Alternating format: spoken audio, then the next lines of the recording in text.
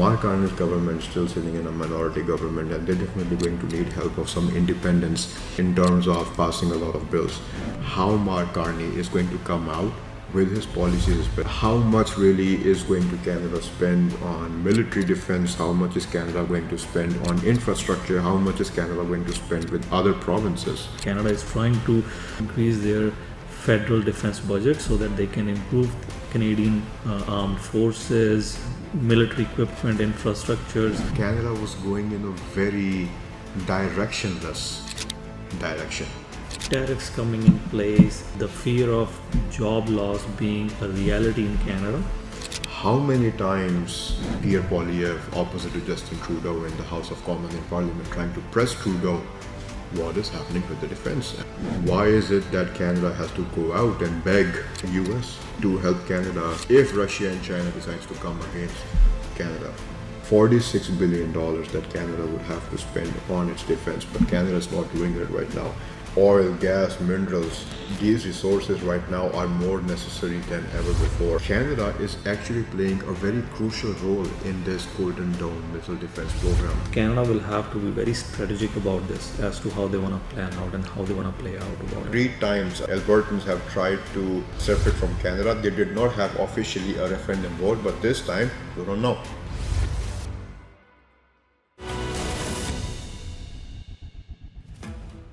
Hello everybody, welcome to the podcast today. Today we are going to be discussing about a lot of things, what's really going on in Canada. A lot of you guys are checking out, reading and listening to the headlines about Prime Minister Mark Carney, about the new interim conservative leader, what's really going on between Canada and the US. Is the tariff situation still there? Not there? What's really going on between the Canada and US regarding the new Golden Dome missile defense system? What is going on with the military and defense budget in Canada?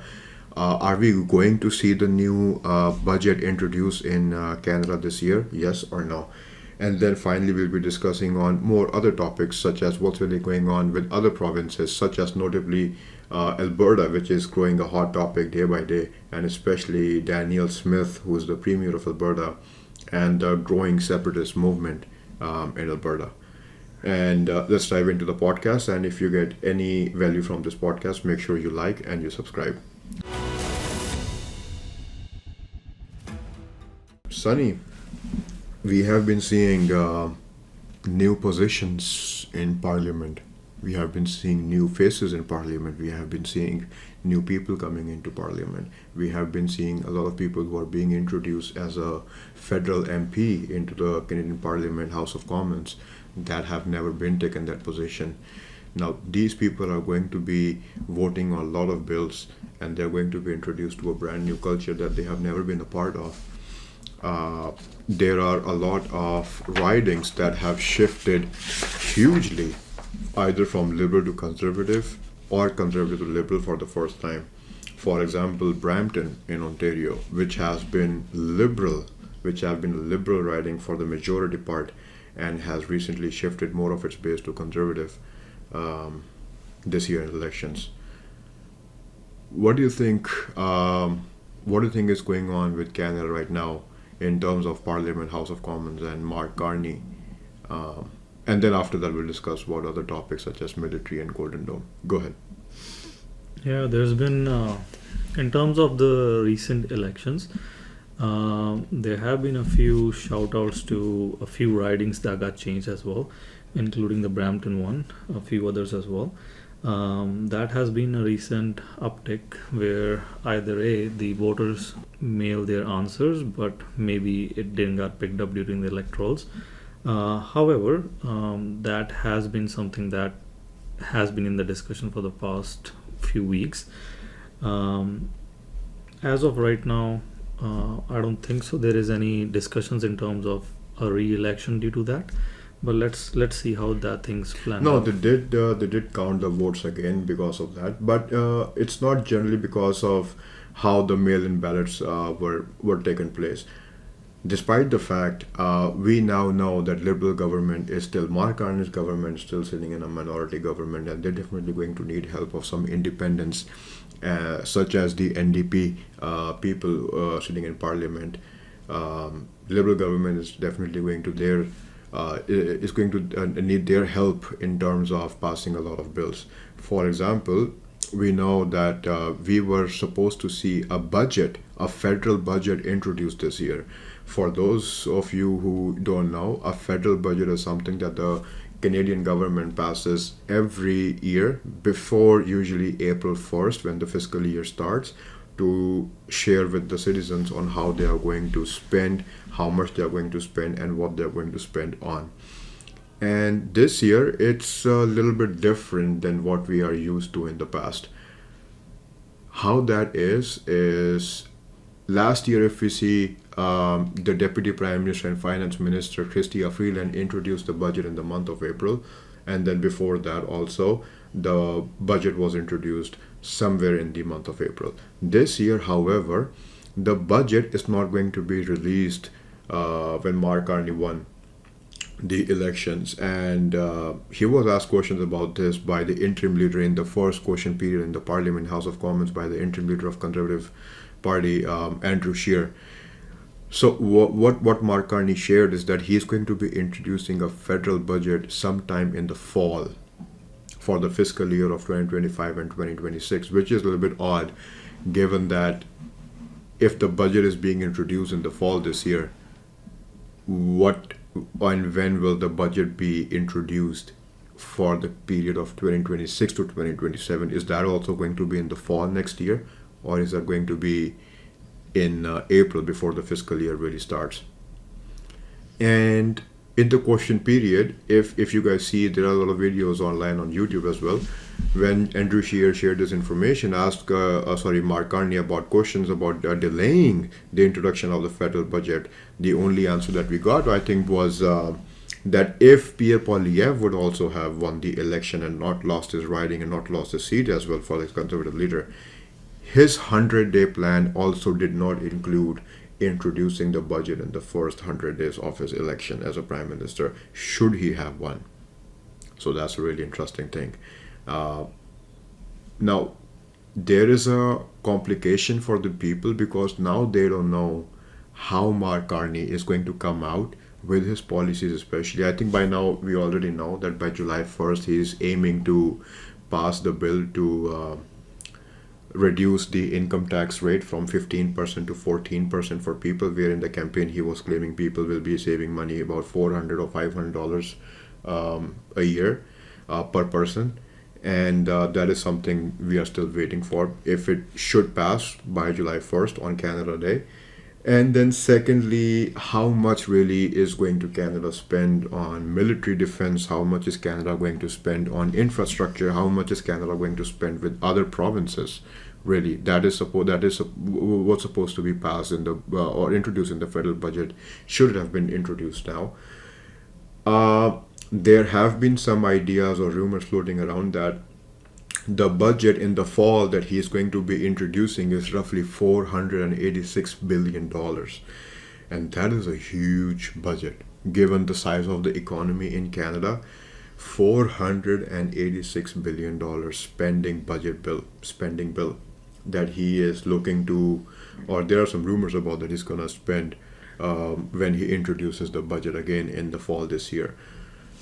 And I believe Department of Defense already came out and they put the biggest bill forward, that they need approximately $40 billion out of the $486 billion, which is going to be introduced this fall.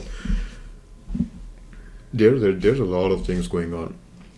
And you know, to be very honest with you, Sunny, I really wanted to see this thing in Justin Trudeau when he was the Prime Minister. Before, in the 10 years he was as a prime minister, you know what I wanted really to see Justin Trudeau do? To get out and make deals with other countries, with other provinces, for the betterment of citizens.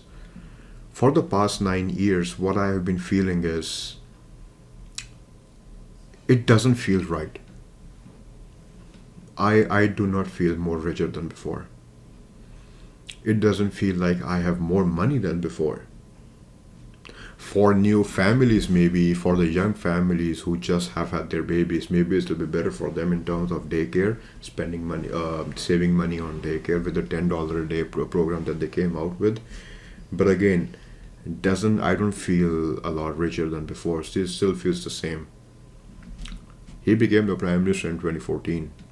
There should have been, and then he became again a prime minister for the second term, and then I don't really feel a lot of moving things, at least for me. I know that. But there was a difference with Mark Carney, despite he is taking a lot of MPs again from the Trudeau's government into his own cabinet as well, that we now saw. At least he is going out and making deals. For one, we saw he went out and made a new deal with Australia, and we'll be discussing that further, for $4 billion for their radar system in the Arctic region. And he's going out and making deals for the rearm Europe program with the king in Europe, before the king had come to Canada last Tuesday for his throne speech, that Canada would be participating in I think it's 1.3 trillion. I think I need to fact check that again. I think it's roughly $1.3 trillion that Europe is aiming to spend on their defense, and Canada is going to be participating in that defense program with Europe. And then there are talks of Donald Trump introducing a brand new defense system, and Canada is still so if they're going to be participating in that program or if they're not going to be participating in that program. Really interesting things going on right now. But what do you make of this, Sunny? Starting with one of the agency, which is NATO. NATO's yearly term was set to be around 2% GDP for all the countries participating. NATO Secretary General Mark Rutte also came up to increase the budget. He introduced that he wants to raise the budget for the countries, for the member countries, from 2% to 5%. However, that decision still has to be voted upon and has to be confirmed and agreed by all the member countries. So that is something that will raise the bar for the countries to spend even more. But yes, he has introduced to raise the limit from 2% to 5%, but that hasn't occurred yet. Go ahead. Correct. This has been coming as an ongoing discussion with other countries as well. Part of the reasons are the ongoing wars between the other countries, Russia, China. All of these influenced have been seen into the countries where they are trying to build up their military defenses in-house as well. Same goes with Canada as well. Canada is trying to increase their federal defense budget so that they can improve Canadian armed forces, military equipment, infrastructures, buy more, say, F-35 jets that we just saw. Those are the things that are being put forward. Mark Carney, in his one of the approaches, he mentioned that he's trying to aim for that 2% GDP for the NATO for defense to be hit by 2030, which the earlier government was aiming for it to be around 2035. So that's a good intake of the national defense that we are trying to see for Mark Carney to see how that goes from year by year basis. The other key things that are related to national defense are the NORAD as well. Yeah, I don't think so. People are going to be, they want to know the full form of NORAD. If people want to know the full form of NORAD, they can go and check it out. But yeah, what were you saying about NORAD? Even with the NORAD, with America being the primary holding source of the NORAD, Canada is also contributing somewhere close to 40% of the budget for that, which in itself is a good North American security defense system that we have in place. And then on top of that, America from Trump's side, they already put forward the agenda to have a Golden Dome in place as well. So it'll be really interesting to see how things are going to plan out with that in place. Yeah, of course. What really do you think about who really is Mark Carney? I mean, this is a guy who just became the Prime Minister in Canada, Sunny. This is a guy a lot of people have heard a lot of speculation about. There are some people, maybe your father, maybe somebody's father, maybe somebody's elder brother, if they are, I don't know, maybe 30, 35 years old, they have first heard about Mark Carney when he was a governor of Bank of Canada, but really they haven't heard a lot about him. Let me tell you guys a little bit who really your prime minister is, what's his background, for those of you who don't know yet. So Mark Carney, born in 1965, raised in Alberta, graduated from Harvard, and before joining the Bank of Canada governor, he worked in Goldman Sachs. Then in 2004, he was named as a senior associate deputy minister, not deputy prime minister, deputy minister to Department of Finance in Canada. After that, he became the governor of Bank of Canada in 2008, and he was the Bank of Canada governor until 2013. And this was a very interesting time that he was the governor of Bank of Canada. For a lot of people who don't know probably about this, that when the financial crisis hit in US, Mark Carney took a very immediate action in, I believe in March 2008, where he decreased the overnight rate in Canada by almost 50 basis points. That is a huge shift for a governor of Bank of Canada to take. I mean, Sunny, when you compare to the rate shifts, rate decrease or increases that were happening either during COVID or post-COVID or right now in the tariff situation, nowhere in the news can you see a governor of a Bank of Canada or any other central bank taking an action where they are making a leap of 50 basis points. That was a huge deal back then. And to be fair, I think that was necessary when compared to Europe, who I don't really know the name of the governor of Bank of England in 2008 when the crisis did really happen in the US. But in July 2008, they took an approach of increasing the rate versus what Mark Carney did as a governor in 2008 in March, where he decreased. And this action by Europe was not a pleasant action, was not an action that Europe should have taken. Because when we compare the two governments, when we compare the two countries on how they performed in the final financial situation, Canada came out much better when compared to Europe's economy during the financial crisis. I mean, yes, as Canadians, we did take a hit in the financial crisis of 2008, but not as much as either the US or Europe. We were still okay. And coming back to who Mark Carney was, he then became the governor of Bank of Canada from 2008 to 2013. And after his term of Bank of Canada, now when his term was ended in 2013, right then Bank of Canada knew that they needed somebody like Carney to run their central government. And what they did, they pitched Mark Carney to become their next governor, and that's exactly what happened. In 2013, when Mark Carney left his position as the governor of Bank of Canada, the same year he joined Bank of England as their governor, as their 120th governor in England, and he remained in that position until 2020 for 7 years. Now, Mark Carney as the governor of Bank of England, there's a numerous reason. There's a lot of people who like Mark Carney for what he did in England, whether be it economy or whether be it his role in Brexit. And some people dislike him for the same thing, for his role in Brexit and for the economy of England. Some people don't like him in England just because the economy did not feel as improved as it should have been. People were not able to get mortgages or interest rates at the prices or at the rates that they should have received. And again, he did not leave Bank of England. He resigned his position in Bank of England as a governor in 2020, only over two issues, which was Brexit and during the start of COVID-19 pandemic. Now that was a situation nobody really can speculate on, because COVID-19 was brand new for everybody and everybody was trying to experiment on how to deal with that situation. Then in December 2019, while he was still a governor of Bank of England, Mark Carney, he was elected by United Nations Secretary General Antonio Guterres to be his special envoy on the climate action and finance. This is where a lot of people have a lot of questions about.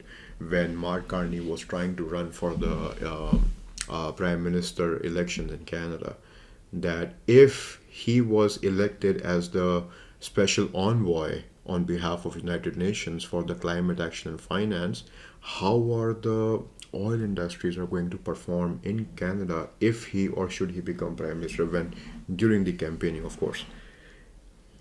Turns out there is still a lot of speculation, at least for now, because in his first 35 days or so, we still haven't really seen a lot of response, a lot of statements, a lot of public announcements being made by the PMO, by the Prime Minister's office, on how they're going to deal with the issues. We still know that we are still going to have the credit system in place for the oil and gas production companies.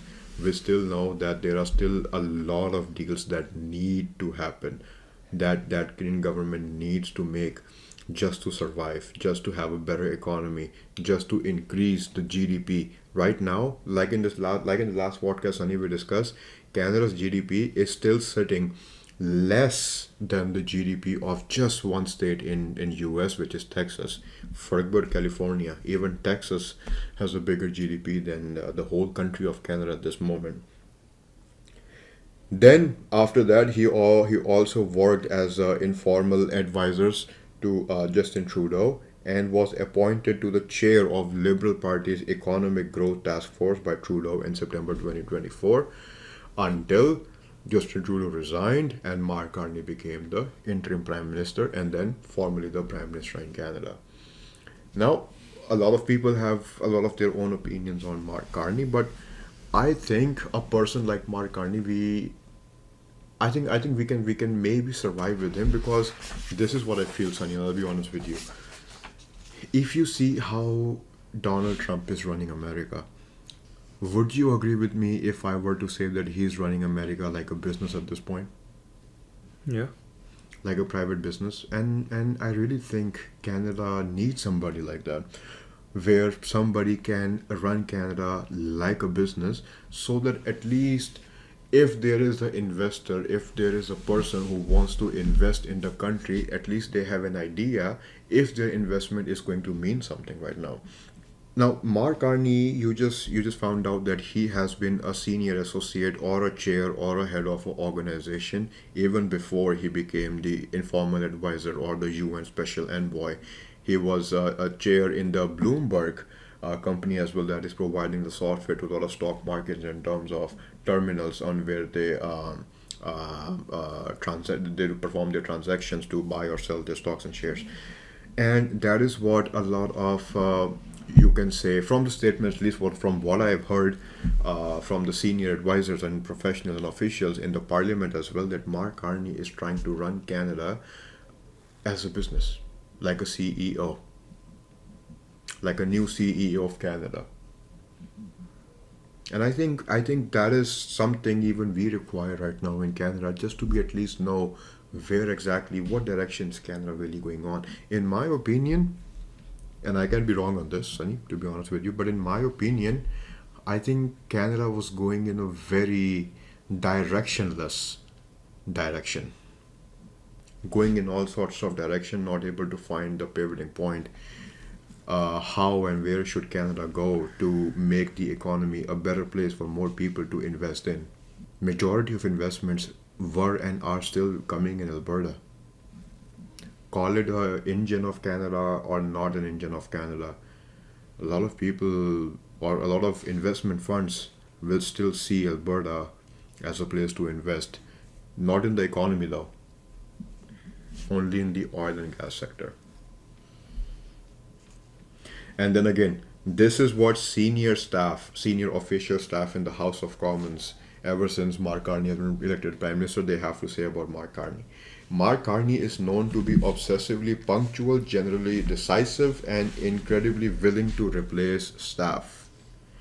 Now, that is something unique, incredibly willing to replace staff if you need.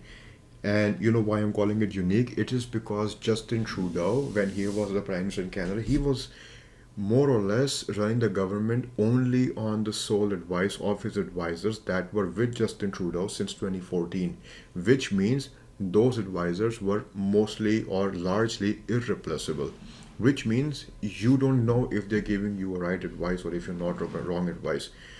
And like we can see right now, Justin Trudeau did not even complete his second term. He had to resign, and that gives us a lot of idea that he did not know on how to run the government properly, let alone run a business. Mark Carney, we already know, even when comparing to Pierre Poilievre, I'm not saying what Pierre Poilievre did or his campaign policies were ultimately wrong.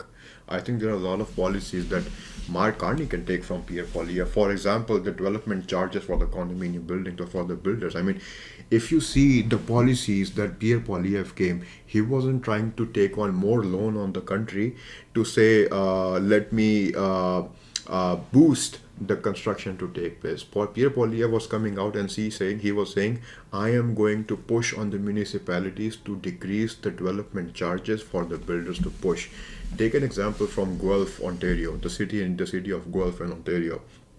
There were 2 or 3 builders who were coming out with major residential developments and were not able to complete their projects only because at the last moment city came out with balloon payments of development charges. And trust me, these development charges, banks do not give you a loan. And these builders, they don't get loans like you would get a loan to build to buy your own house. They get funding released in certain phases by their lenders. And lenders like the 6 big banks in Canada, they don't like to give loans to these construction builders. Where do they get their loans from? Mostly and largely investment funds and B lenders, and sometimes even banks from other countries as well. Again, a New Brunswick Liberal MP, Wayne Long, who was recently appointed by Mark Carney as Secretary of State for Financial Institutions and the Canada Revenue Agency, also said that the federal government under Carney will be run more like a business than it was under Justin Trudeau. I mean, just a simple facts tell you all. Mark Carney is coming from a history of running businesses. Justin Trudeau came from a history of being a school teacher, despite the fact his own father was a prime minister for 2 terms. These are the most interesting things that we find, at least in a prime minister, that you want to be for your country, who can lead your country into a certain direction. At least you know what direction is. Is my country going to go up? Is the economy going to go down? East, west, north? At least I should know where to invest, how to invest. If somebody is coming from some other country, they are not going to know. For how long now the currency of Canada has been lower, not even able to match the currency in US.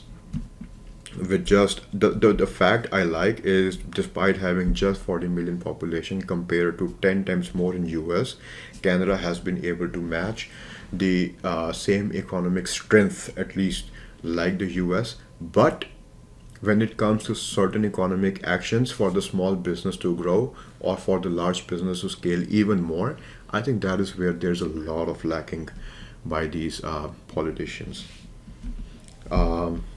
Any points from your side, Sunny, before we move on to next topic? There have been a good amount of decision-making tasks that Mark Carney has accomplished, even as the interim prime minister. The very first one to talk about was the carbon tax slashing. Conservatives were pinpointing carbon tax as their main agenda to get rid of, and slashing Trudeau in a way that they already approached a good electoral points in the early 2025.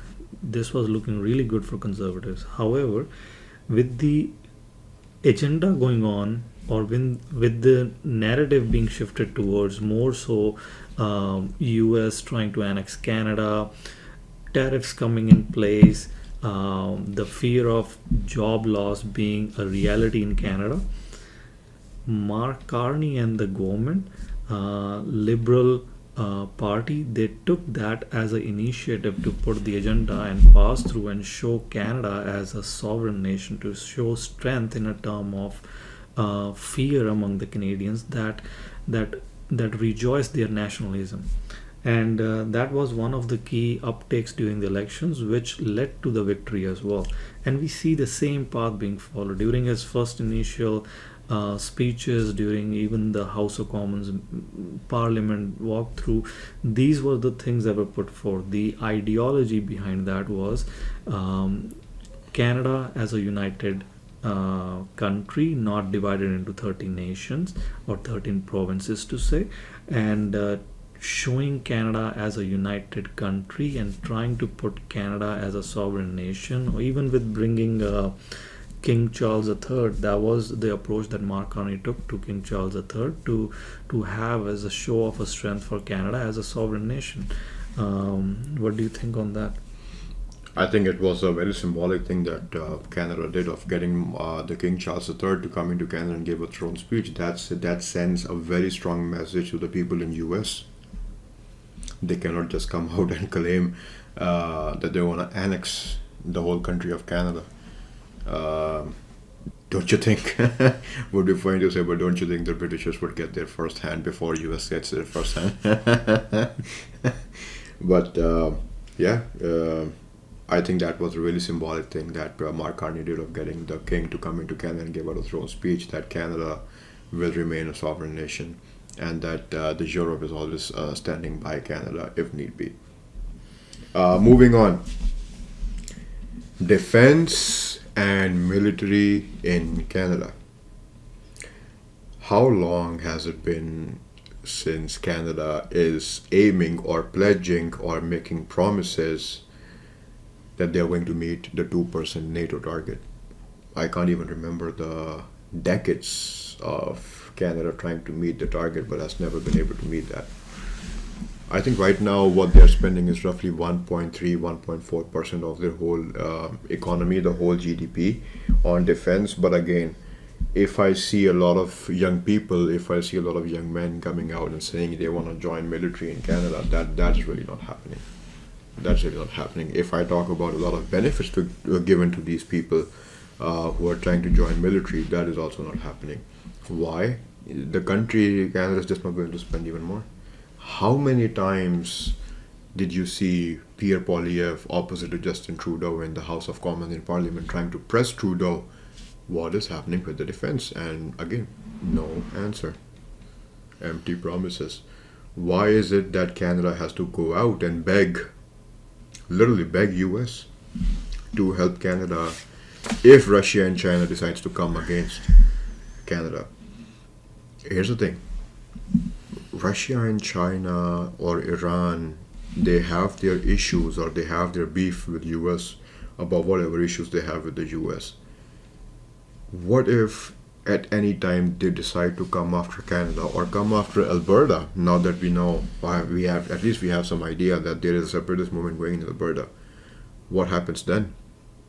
I mean, Donald Trump came out and he said, you will get defense if you become the 54th state in Canada, when Justin Trudeau was still the Prime Minister in Canada, after Donald Trump had won his presidency in US for 2024. How it's going to play out it's very unique, and this is what we got to hear, at least on a publicly announced statement for the first time, at least for me. On CBC, during a CBC interview, Mark Carney came out and said 75 cents of every dollar of capital that is being spent on defense, indirectly or directly in Canada, goes to the United States. Roughly 1.37% of the whole GDP of Canada in 2024, which was $2.3 trillion, which roughly equates to $31.5 billion, which was roughly spent on just the defense alone in Canada. Now, if roughly $31.5 billion in 2024 was spent on Canada, indirectly or directly again, 75 cents on those going to US, which means $23.6 billion out of the $31 billion is going to the US just for them to be able to support Canada if there was any other country who were trying to come after Canada. Now, that was a treaty between US and Canada. Again, we can see that Donald Trump did not keep the treaty up for much long before he said that either you become the 51st state or we won't support you if you don't. And then if Canada should decide to raise its spending to almost 2% of the GDP, which is 2.3 trillion again, then it's roughly $46 billion that Canada would have to spend on its defense. But Canada is not doing that right now. Rather, Canada would much rather spend that money on other things. For example, be it indigenous treaties or be it on infrastructure that nobody really doesn't know where that money is going in, infrastructure or other policies and plans that people don't really know. I'll come out and I will say to a lot of people out there, I think the $10 a day daycare program should be scrapped.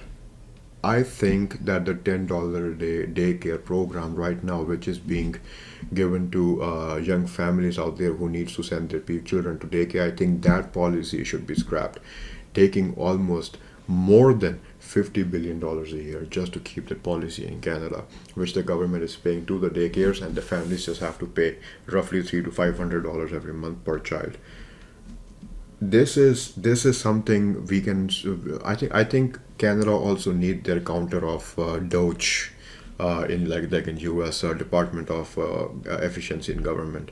I think we also need something like that can make the government a little bit more smaller and try to save money where we really do not need to spend a lot of money. But what are your thoughts on this, Sunny? Yeah, it's a good amount of dollars are going to US right now. I see Mark Carney, his approach to the defense is in the same strength to raise the strength of Canada in itself.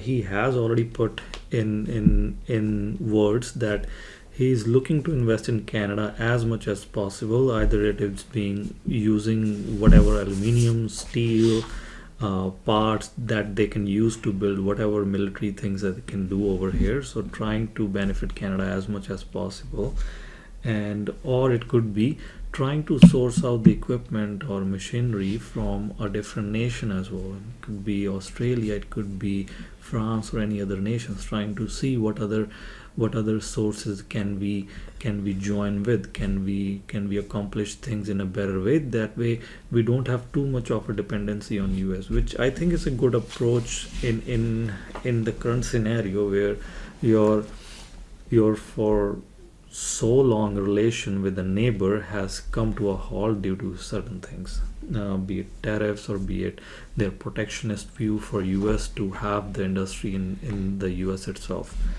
um, and this approach I think is not bad. He's putting in the right agendas, he's putting in the right approaches to maintain the Canadian nationalism and also to maintain the Canadian economy within itself, to try to grow their national defenses as much as possible and try to use the resources within the country. So right now, check this out. The NATO secretary, right? NATO Secretary General Mark Rutte. He wants all the member countries in the NATO to spend even more. He wants to, like you said before, Sunny. They want to increase the ceiling from 2% of the GDP for the member countries to almost 5% of the GDP, where, as per the NATO Secretary General, 3.5% of the 5% will be spent on directly on military defense equipment, and then 5% will be spent on defense and training related items. If Canada is not able to meet the 2%, I think it's going to be very interesting scenario when we have to see when this the 5% of the GDP thing is going to be voted upon in late June this year. How will Canada show its face in that meeting? I think it's going to be really interesting. How will Mark Carney show his face? A country not able to even meet the 2% target. I mean, a country like Japan is able to meet the 2% target, but Canada is not able to meet that target, and then they are going to vote to spend even more. Very interesting. But these are the times when Mark Carney is taking actions that I like, at least what Justin Trudeau should have taken before. For example, Mark Carney is already going out and talking with Europe and UK to come into a pact, to come into an agreement with Canada where they would be able to share their military. For example, and I think King Charles also came out and he said about this in the after throne speech. I didn't hear the throne speech properly, but I think he also related to this, that the Europe, they passed this plan in 2024, and now they are going to be making this happen into a reality. And I think the plan is called Rearm Europe. And this is what the Rearm Europe program really is. It is a defense plan which is aimed at significantly increasing the military spending. There you go. And arms production over the next 5 years, with a budget of approximately, and listen to this, Canadian $1.25 trillion. Now, that is the total spending budget. How much of that is going to be spent by Europe versus how much of that budget is going to be spent by Canada? We really have to see. When in by July 1, I think we should have more answers. Canada has committed to joining this program by July 1st, as confirmed in the throne speech delivered by King Charles. There you go. So, in the throne speech, King Charles did confirm that by July 1st, Canada will be coming into this program. How much will Canada spend as a part of this agreement? We have to see. Because right now, all we see is that we are spending as a country, but really we're not able to see the results. And then again, this move also helps Canada to defend itself in the Arctic region of Canada. Now, Sunny, do you know what the Arctic region in Canada is? Arctic region in Canada is the Northwest Territories, the northern part of Canada. Northwest Territories, Nunavut, Yukon, that area. Now, why Arctic? Now, Arctic, they are saying that it involves a lot of rare earth materials, oils, gases, and precious minerals that a lot of these countries are looking for. What countries are looking for these things? Countries like Russia, China, US, and other countries where Canada really needs to step up its military game against. So, what they are claiming is in the Arctic region, in those places, the ice is melting, which is giving more access, which is giving an increased access to resources like oil, gas, minerals, and alongside emerging shipping routes, which have intensified competition among nations in the Arctic region. So 100% Canada needs to invest in its military and defense program way more than before. Now, I don't think this is the time where they can blame the spending on economy and increasing the economy and just leaving the defense on the side. I think this is the time where they should come out with programs to get more youth to apply for to join the army, to join the navy, to join the marine, to join the military in Canada. I think this is the time where Mark Carney should publicly come out and say what's really going on with the defense budget in Canada. Because if Arctic region is not secured properly in the coming few years, right now you are just hearing about the separatist movement going on, or annexing Canada, or Alberta trying to separate from Canada. I think in the few years, because of this dispute, you are going to see a lot of countries trying to come and actually take actions to annex those areas if Canada does not give in. Because Canada, by a far and long shot, does not have as much defense and military capability as US. So these programs, or participating into these programs, for like for example the Europe Rearm program and other defense programs that Canada is really trying to become a part of, I think this is more than necessary than ever before. Um, and I think not just that, I think Canada also needs to invest into a company, or at least try to build with their own sovereign wealth fund. So you saw in the news that US is trying to build their own sovereign wealth fund. Canada already has its own sovereign wealth fund, which a lot of people might not know about, but it's called the CPP. Yes, the CPP, the Canada Pension Plan, is really the sovereign wealth fund through which Canada invests in a lot of infrastructure investments. And I think this is the time where Canada should try to come out and try to create a company, just like, or at least try to create funding for a lot of companies, Canadian companies, not outside foreign companies with foreign direct investment. These should be Canadian companies. For example,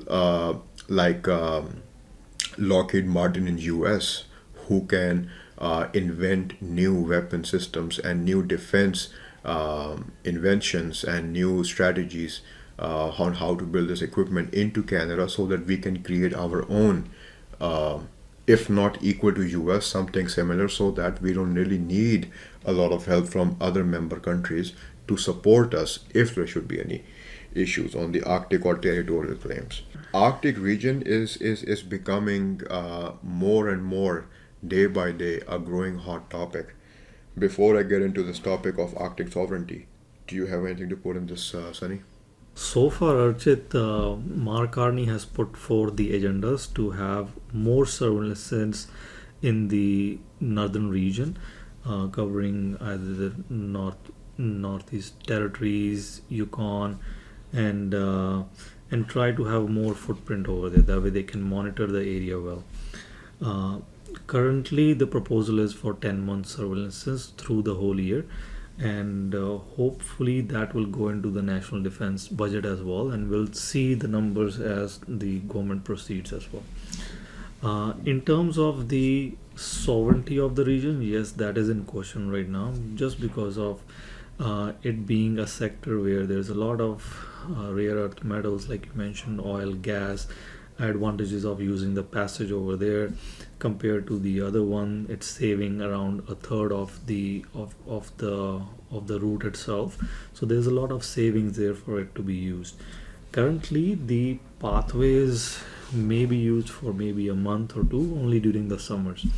However, implementing strategies in place using icebreakers, that passage could really open up opportunities for all the countries to use as well.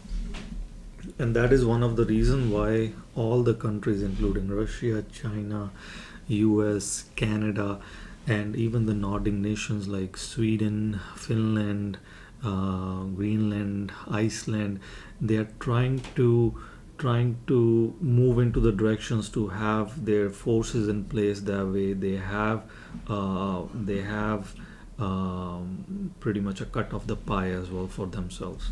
Um, Taking all of that into consideration, one of the reasons behind that to be moved for US to come into that we discussed about the Golden Dome coming into the picture is due to the national security concerns as well. Because say if one of the countries is moving forward with their forces and trying to annex that particular area for their development, how are other countries going to react if they're not launching their military in the place as well?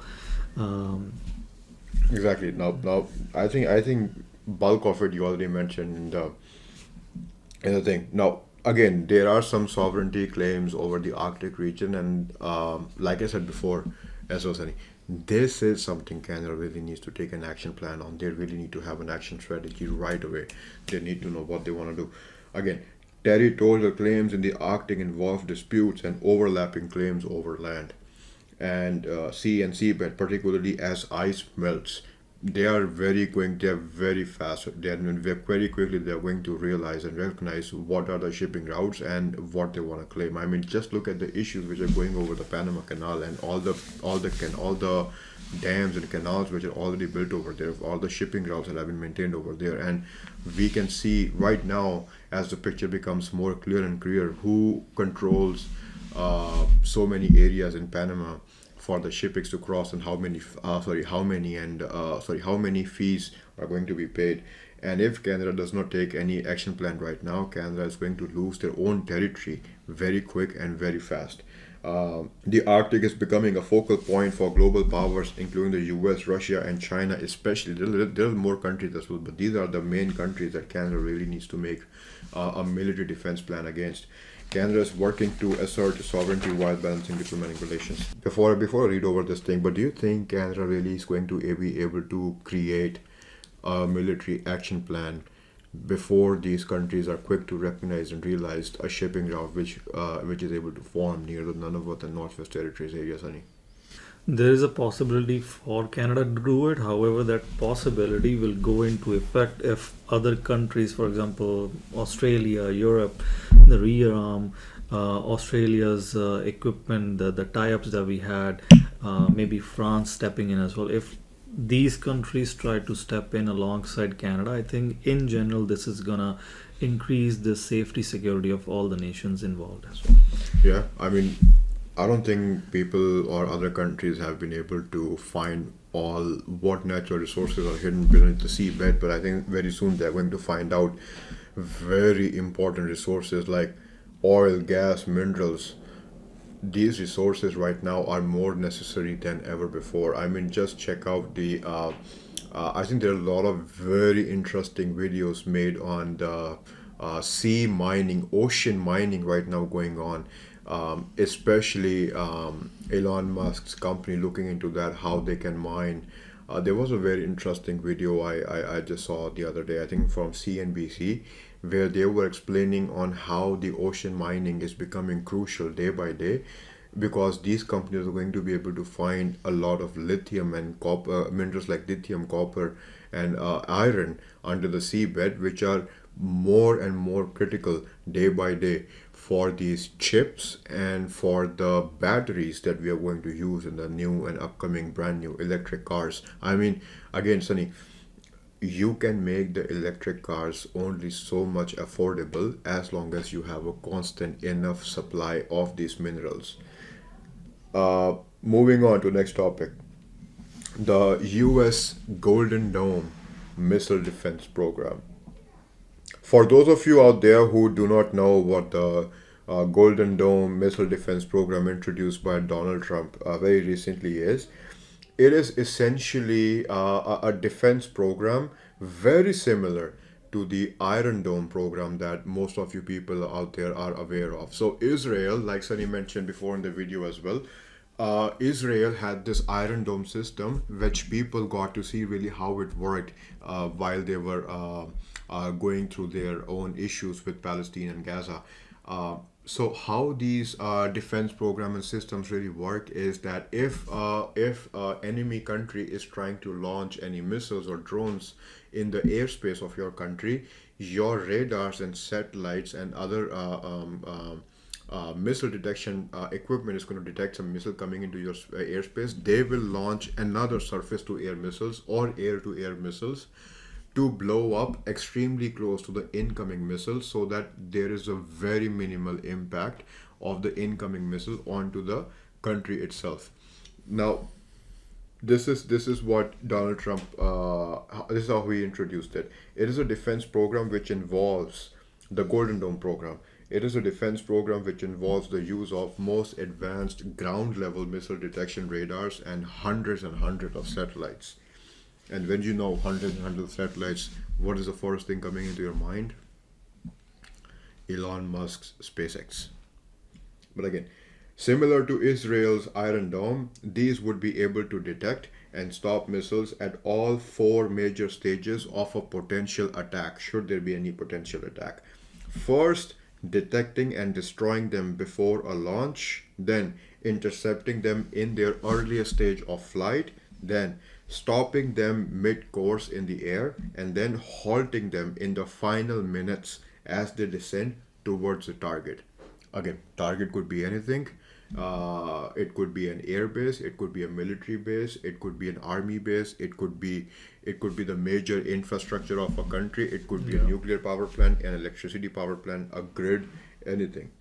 Now, President Donald Trump took to Truth Social, my bad, to say that his administration was negotiating with Canada about joining his Golden Dome missile defense program, and they said, this is what they said, Sunny, $61 billion or $0. Again, President Donald Trump is addicted to tweeting out certain things. Before it was Twitter, now it's Truth Social. But again, he said it is going to cost Canada $61 billion if Canada chooses to become a part of the Dome program, the Golden Dome program, or it becomes $0 free of charge should Canadians decide to become a 51st state in the US. Now, this is another part, after listening to that statement, this is another part that a lot of people may not be very well aware of. Canada is actually playing a very crucial role in this Golden Dome missile defense program, and people they're completely overlooking this, and this is how people are overlooking this thing. The major part of this Golden Dome missile program, the very beautiful thing about how this works is to actually put on some radar, some ground level, most advanced radars that have ever been built in the northern region of Canada, which is again those provinces, the Northwest Territories, Yukon area, and Nunavut. Why? To save the sovereignty of Canada and US in the Arctic region, so that we can prevent other enemy states or countries like North Korea, Russia, or China not to be able to take their resources from those parts. Now, as we talked about this before as well, Canada is already in talks with Australia when in March 2025 they signed a pact, an agreement for Canada and Australia to build some radar systems to put in the Arctic region in northern part of Canada. Now, why is Canada's involvement so important in this Golden Dome defense program? Let's talk about that, Sunny. Canada's northern territories provide the best vantage point for tracking missiles that could fly over the Arctic toward North America. And there have been some experts as well, Sunny. There have been some experts who suggest, who actually came out on media, not just in Canada, but even in US media outlets also, who said that Trump cannot fully implement the Golden Dome without Canada. The Arctic airspace is essential for tracking incoming threats, and without Canada's radar support or even just the regional support, the system will have huge significant blind spots. So right now, I think they are estimating for this Golden Dome to first be completed in the next 4 to 5 years. So it will not be completed in the next 4 to 5 years. And second, it is going to cost almost 500 or even $1 trillion should Canada not agree to get on this Golden Dome, Trump's Golden Dome program. And this is a very tricky situation to be in. First, Canada now has something they can hold against the US, against the tariff situation.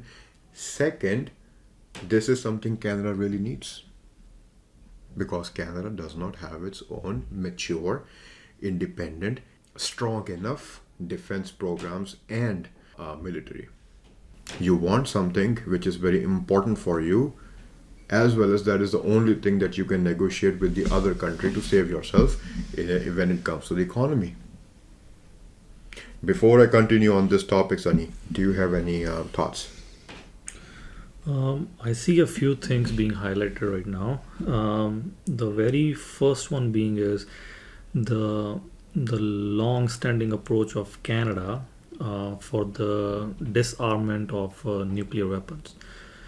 Canada has been a pro towards it. So, using the ideology where Canadians sentient stands for the nuclear weapon technologies, I think this is being seen as a controversial topic among the parliament in itself as well, where there's going to be a lot of viewpoints on this being taken as if that in order for this to be implemented, you are saying yes to the nuclear powerhouse, and you're trying to put countries in a race up or a grant up for or a war up for the nuclear missiles as well. So this will be taken as an approach towards building each country's nuclear equipments, which I don't think so that is coming and in good stance with the Canada. So that's going to be a discussion that's going to be very interesting to see as to how Canadians see and feel this as being the part of it. Second thing that is coming up is, say for example, if Golden Dome is implemented, right? Say we launch radars, we have interceptors in our Arctic regions, right? Hopefully not, but say a missile comes in. The approach towards launching the missiles will be a trigger by US or will it be a trigger by Canada? That itself is a sovereign question as well, because Canada, for whatever reasons, will not go towards US being as the presser of the button. No, that's gonna be Canada. And will US stand in a way to see Canada being as a person or being as a government to say yes, to say no, or to say intercept that missile or what to do with it. That's going to be very interesting to see how these communications, how these conversations are being brought up. The last one I think is also the initial conversations of this golden dome being brought up is been taken very seriously by China, Russia, and all other countries as well. Russia has even gone on this stance to say this implementation of interceptor by Canada will be taken as a national threat as well. So Canada will have to be very strategic about this as to how they want to plan out and how they want to play out about it. Also, given the fact that they came out in support of Ukraine, so yeah, Russians will definitely take it as a national threat, of course. But anyways, another thing that makes really this program very chaotic is that Donald Trump so far has requested a Golden Dome defense program investment into Congress. So he cannot really go ahead and build this until he gets the full approval in the Congress. And again, he has a majority government in the Congress for $25 billion in tax and spending mega bill moving through Congress.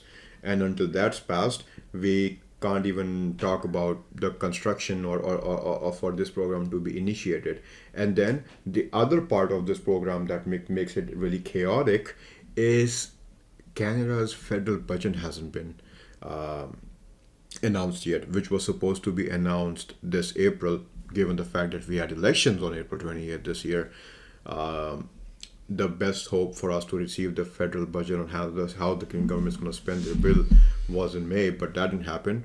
Instead, we have an announcement from Mark Carney, from Prime Minister Mark Carney, that we are going to have a federal budget coming in the fall. So until we have that idea, we really don't know if Canada is going to support or is Canada going to participate in this defense program with the US or not, or they will just stick to Australia and Europe's rearm defense plan. So this is really early stages for us to talk if Canada really is going to be a part of this defense program or not. But one thing 100% to check it out in the coming few weeks or months, how Mark Carney responds to Donald Trump when it comes to and to check even the defense in Canada. Moving on. Alberta, Daniel Smith, and the separatist movement. Why don't you go ahead, Sunny? Yeah, in 2021, Jason Kenney's UCP government passed the Citizen Initiative Act, which allows eligible voters to propose legislative initiatives, policy initiatives, or constitutional referendum questions to the government. Now, what does this mean? A petition must be started and meet a required number of signatures to move forward. If, for example, say 10% of signatures from provincial electors in at least 2/3 of Alberta's electoral divisions are collected and given to Chief Electoral Officer, he then refers these to Provincial Lieutenant Government General to hold a general vote in the provincial parliament. Well, here's the interesting thing. So right now, Sunny, we can see that there is a huge separatist movement going on or growing in Alberta. And this is, and a fun fact, this is not just the first one. There have actually been attempts, not like Quebec. That's important to note, not like Quebec, because Quebec actually went through the referendums, official referendums where the people vote 2 times. And I think the last one that they had was in 1980s. But again, Alberta, this is not the first time. 3 times Albertans have tried to separate from Canada. They did not have officially a referendum vote, but this time you don't know, because until 2026 you don't know what's really going to happen. And before, the petition threshold was to get 20% of the signatures of all the provincial electors. So what it says is so UCP government, the United Conservative Party, this party was first formed by Jason Kenney. He was a part of Stephen Harper's government. He came out, he resigned from the Conservative Party and formed his own party, United Conservative Party. In 2021, he was the premier in Alberta, and he came out and he said he introduced something called a Citizen Initiative Act, which allows all the eligible voters in the province of Alberta to propose legislative initiatives or policy initiatives, and referendums are something a part of that, a proposal for referendum, what citizens can actually go ahead and try to get petition signatures on. Now, what does this really mean for those of you who really don't know about this? So, a petition of a person, a citizen, an eligible voter in the province of Alberta should start and should meet with the chief electoral officer, and they should tell the chief electoral officer, this is what I want and this is what I'm going to begin with. That, before, the person had 90 days to collect about 20% of the signatures for them to be able to begin a referendum or a policy initiative. But Danielle Smith recently increased, so it lowered the threshold from 20% to 10%. So now the person would have to get 10% of the signatures from the province's eligible voters. And she also increased the timeline from 90 days. So instead of getting all the signatures 90 days, now you have 120 days, so an extra month.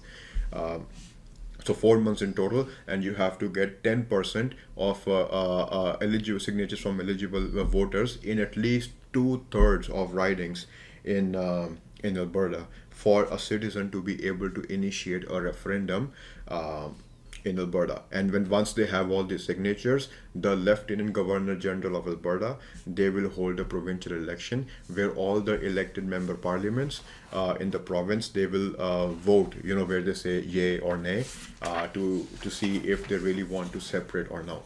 But that is something really far-fetched, in my opinion, at least, Sunny. In at least my side, in my opinion, I think that is really far-fetched, because there are so many things that the people have to consider before they actually go through this referendum. And if you actually see, there was a very recent Angus Reid poll that was taken place, which said only 19 to 21% of the people in Alberta who participated in that polling that came out and said yes, they would vote, and roughly 50% of the people saying that they want Alberta to be heard in the federal election, but they do not want Alberta to separate. Before I continue on this topic, any thoughts, Annie? I think this has been a long-standing approach by Alberta. This is not years, this is like decade-long history where Alberta has always seen itself to be as a nation's engine. We keep coming back to the same statements for years and years, that this is economic engine, this is Canada's engine, which is trying to bring GDP to the table for Canada itself. This approach of Albertans has things that are going in good direction, which is the population density of Alberta and the GDP that Alberta is bringing in, it has been more. So compared to the rest of the states, compared to the rest of the provinces, which in tells that Alberta has been a sector where there's a lot of either being in the oil sector or the gas sector or the energy sector in itself, but there's a lot of innovations, there's a lot of growth opportunities that Albertans or the Alberta has brought to the table, or there's a lot of taxes that Alberta has collected and given to federal, but the distribution has not been equal. Now, equalization also began in 1957, and as per the records, Alberta has reaped not a single penny since 1965. That was the one and only payment in the last 60 years. So you can imagine the frustration that is happening for all these years for people that have been living for throughout the history for Alberta. So this is not just a year or 2 years thing. This has been a long history of stance that Albertans have taken, and they have been trying to. I think you're right in the stance where the general populace is not trying to separate the Alberta, but trying to bring these issues up to the federal state so that they can have a say, they can hear them what the Albertans actually need. For example, the policies like carbon tax, the policies like pipelines, the bill like Bill C-69, all of these things are being in question as to how Alberta is approaching their their energy sector, how the government is seeing Alberta, and how they can try to put policies in place that actually benefit Alberta and not hinder their growth itself. So these are the things that have strangled the Albertans economy in a way that they are thinking that okay, we need to have a separatist state title in itself for the Alberta to function properly. And I don't think so they're wrong in the approach.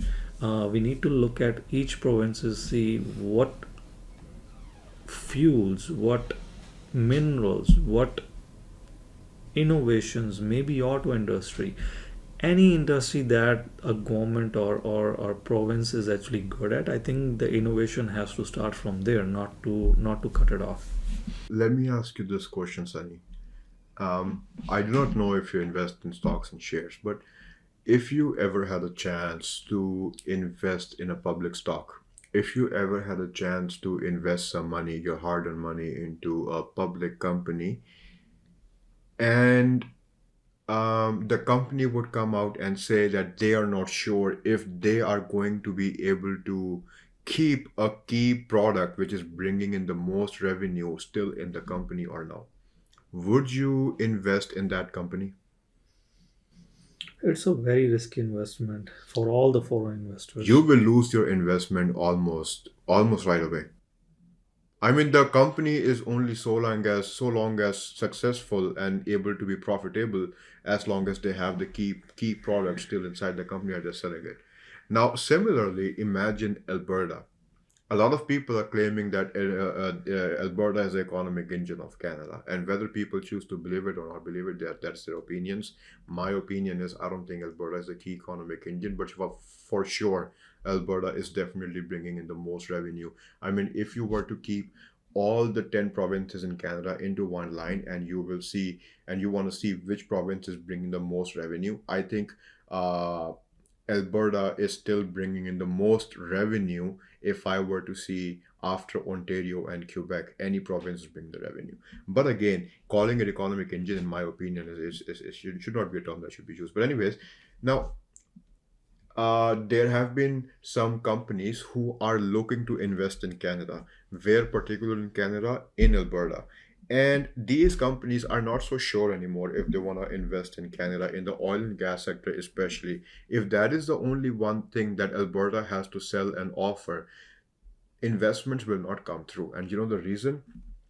Similarly, the same example that I just gave you regarding the stock and public company, they will not be able to invest in Alberta, because if Alberta does chooses to separate from Canada, you know the most issue the most common issues they're going to run into, they are going to run into issues like with the federal government of Canada, who is going to get the control over the national parks, attractions, tourist attractions, who is going to what will happen with the treaties with the indigenous people, what is going to have happen with the currency. Is Alberta going to have its own currency? Will Alberta choose to keep the same currency as Canada?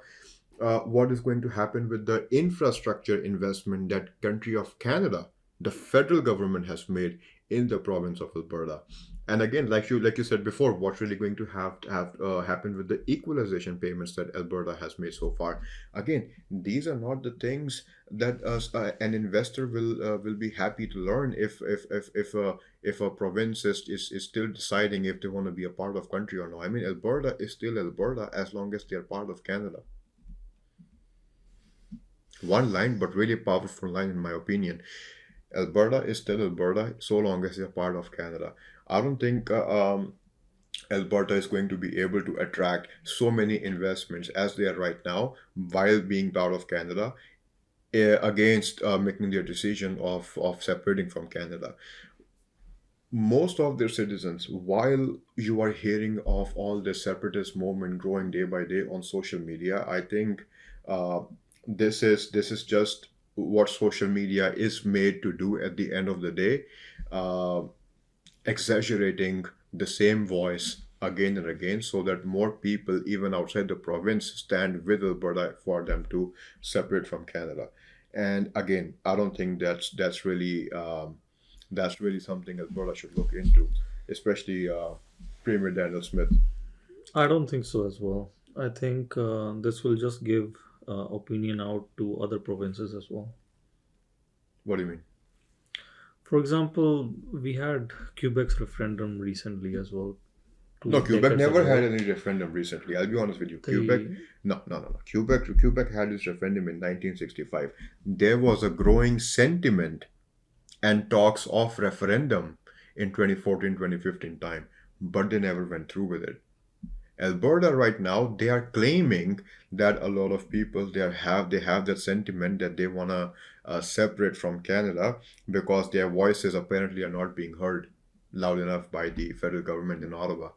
But heard or not, I think it's going to hurt the province itself a lot. Whether they are whether Alberta has the largest crude oil buried under the ground or now, I think it's going to hurt them really bad. And it's not that Alberta has a lot of population who can really contribute to its GDP and economy. If Alberta chooses to become its own country after separation, 100% I can tell you right now, there will be a country to annex Alberta within the first month,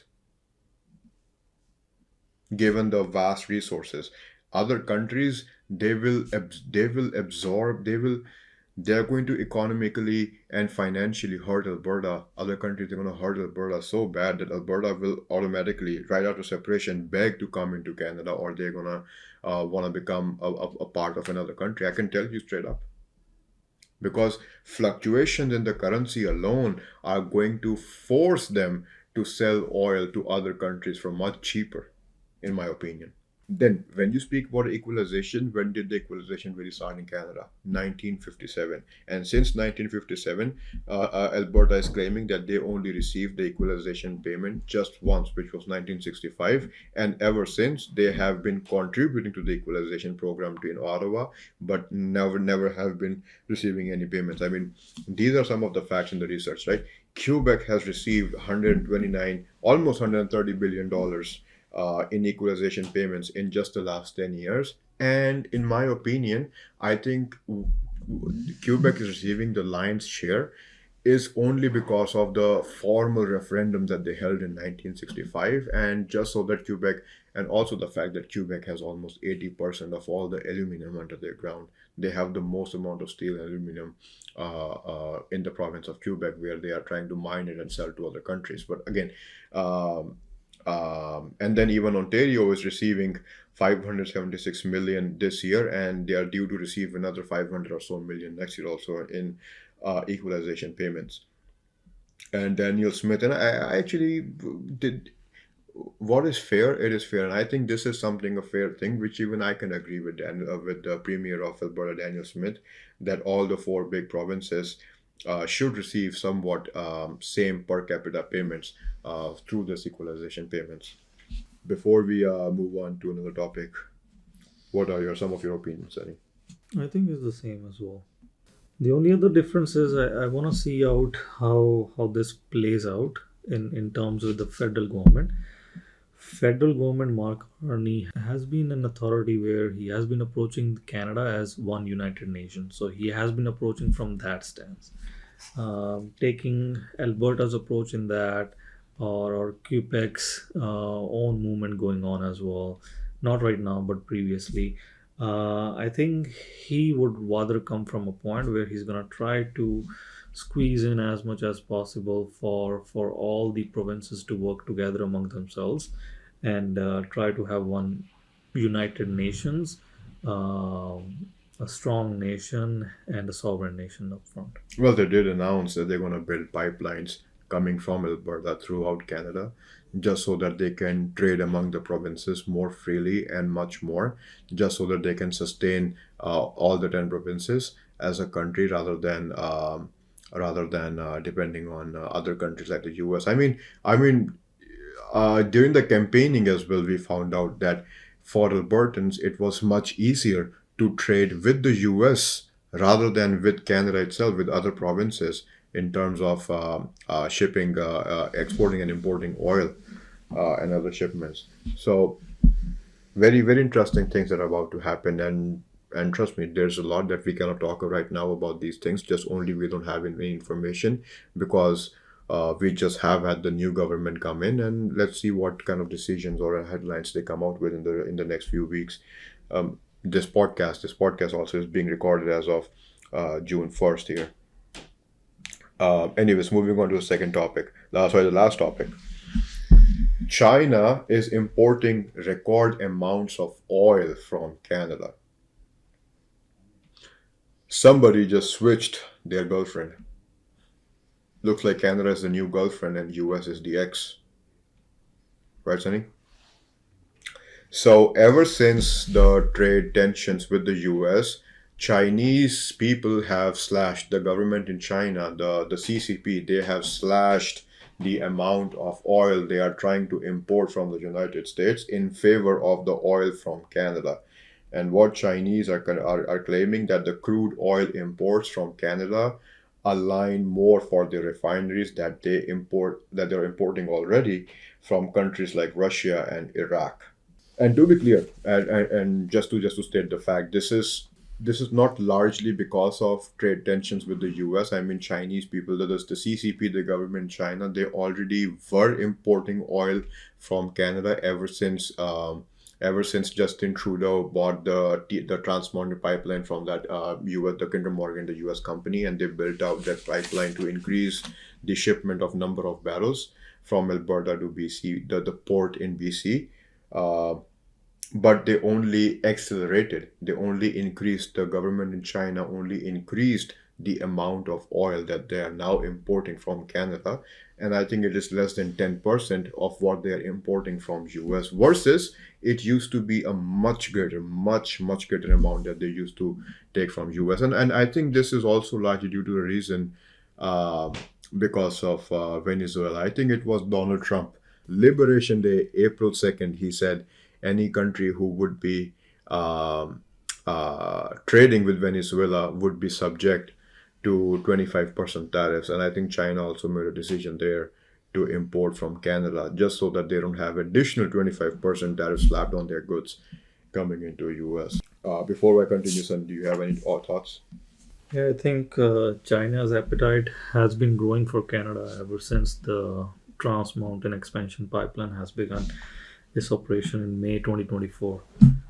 We see in March the amount of barrels that were imported from the seaborne routes were around 230,000. It almost jumped to close to 300,000, and we see a uptick there, and it's actually crossing the US seaborne barrels a day. So we do see there's a lot of changes being happening in the global markets where China is shifting its buying ability from US to Canada and is growing. So let's hope and see how much more this. But you realize Alberta needs to be a part of Canada for that to happen. Alberta on its own will not be able to do or complete transactions just like they are doing right now. Mhm. Because right now they are being represented on a global scale by Canada, not just by themselves. Premier Danielle Smith can go all she wants to other countries, but for other countries to put their trust and investment in Alberta, they have to know if the currency is going to be stabilized before they go ahead and make those investments. And I think the other countries, again, they're going to pause their investments for the while, at least until the separation movement a little bit cools down and they know that the currency is going to hold its value. The economy is going to hold its value for their investments to become worthwhile. And just to give you a perspective, with China importing around 300,000 barrels a day, US still holds a major share in the energy sector where it's importing around 4 million barrels a day. So there's a big gap to cover. However, looks like China is one of the key buyer for Canada Well, right now. China and South Korea, I think Japan as well. But yeah, China right now is becoming a key partner for Alberta. But anyways, this is everybody for today's podcast, folks. And if you think you find any value in this podcast, make sure you like and you subscribe. Have a nice one, Canadians.